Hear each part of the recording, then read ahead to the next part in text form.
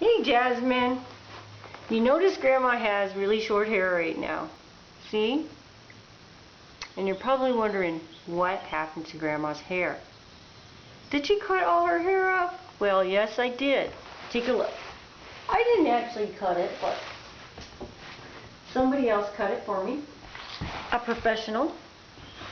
And the reason I got my hair cut was because I got it put in these little ponytails, and I'm going to send it to a place that is going to get this hair and put it into wigs, make it into wigs, and give it to children who have lost their hair to cancer. So you think, well, why do you do that, Grandma? Well, when I was a kid, I was probably about 13 years old. Your great Aunt Diane, who was my sister, she got cancer when she was 14. Cancer is a disease, and back then it was very hard to treat the cancer. And your great Aunt Diane, she died when she was 19. I was 18, and my sister Peggy was about 16, almost 17 years old.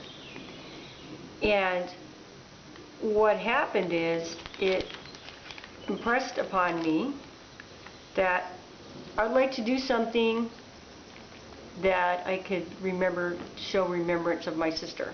So this is what I do.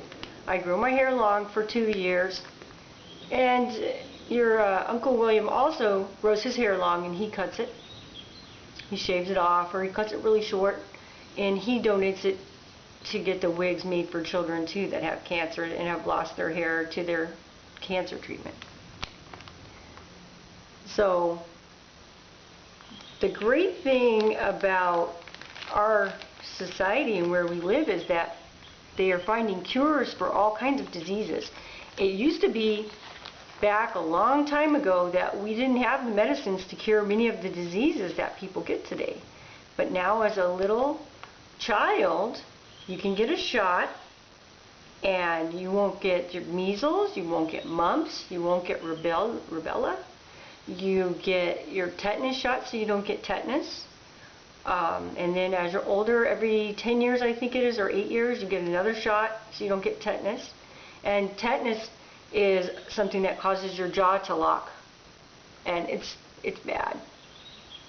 But we have shots for that, and before they used to not have shots for that. So what I'm thinking, Jasmine, is that one day somebody really smart is going to come up with a cure for cancer. They're going to find something to where somebody can just get a shot when they're little, and they won't get cancer. And people might laugh at that. They may laugh, but I think back in the day they thought, oh, there's no way that they could cure this. You're just going to have to go through it. But that's not what happened. Somebody invented antibiotics, penicillin.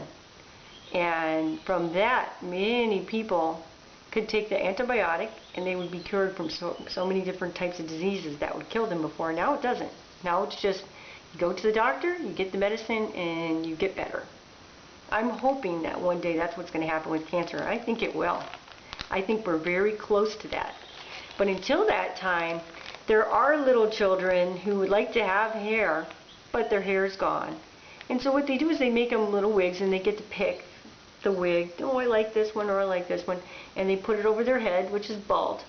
And it helps them to feel better, happier, and then they can get better. They get happy, and they feel better, and their happiness on the inside gets better, and they get well. And they grow up to be older than Grandma. I know that's hard to believe. And I love you, Jasmine. I just wanted to make this video so when you see me with the short hair, you'll say, oh, so that's why Grandma cut her hair. She's going to give the little kids that have cancer a chance to have hair. Kind of cool, huh? It's kind of cool. All right, Jasmine. I love you. What else is Grandma going to get into? You can bet it's going to be something good. It's going to be something good, because that's what I like to do. I like to do good stuff. All right. Love you, little girl. my grandbaby.